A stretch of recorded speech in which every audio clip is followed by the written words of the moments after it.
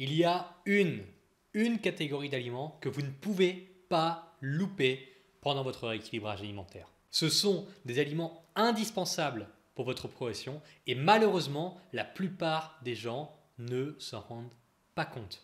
Il faut constituer la base de votre plan alimentaire intelligemment avec une structure de repas adaptée à vos besoins. La bonne quantité de protéines, les fruits, suffisamment de lipides, les féculents et les légumes que vous digérez bien. Bon, alors ça, je vous apprends à le faire dans le chapitre 2 de mon nouveau livre. Le gros piège maintenant, c'est de s'arrêter ici. Effectivement, c'est déjà bien, votre base alimentaire est constituée, votre structure de repas est constituée, ok.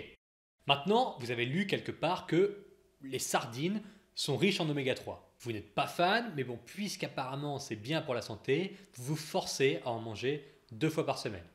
Erreur. Vous avez entendu ailleurs que le miel, d'ailleurs j'en ai ici, avait un index glycémique élevé et qu'il faut absolument arrêter d'en manger, sinon vous allez choper le diabète. Mais bon, vous adorez ça, mais il faut arrêter. Erreur numéro 2. Encore une erreur. D'ailleurs, j'explique dans ce bouquin toute l'imposture de l'index glycémique. Bon, allons-y. La catégorie d'aliments indispensables que vous devez manger pour maigrir sans rechuter, ce sont les aliments que vous aimez vraiment. Pas juste ceux qui sont soi-disant bons ou soi-disant sains pour vous. Non.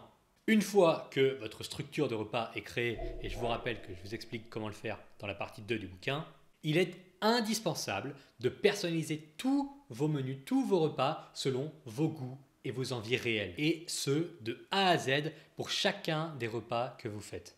Sinon, vous vous exposez à votre propre volonté de vengeance. Une fois la perte de poids terminée, réussie, votre objectif est atteint, eh bien les mois de frustration et les mois de restriction vont vous exploser à la figure. Vous allez vouloir replonger immédiatement dans tous les interdits arbitraires des mois passés. Et encore, ça reste un beau scénario. Si votre alimentation n'est pas adaptée ni à vos goûts ni à vos envies dès le départ, eh bien les chances que vous teniez plusieurs semaines, voire plusieurs mois comme cela sont infimes. Sur le papier, oui, d'accord, en trichant un peu, mais en pratique, vous allez sortir du cadre tous les week-ends.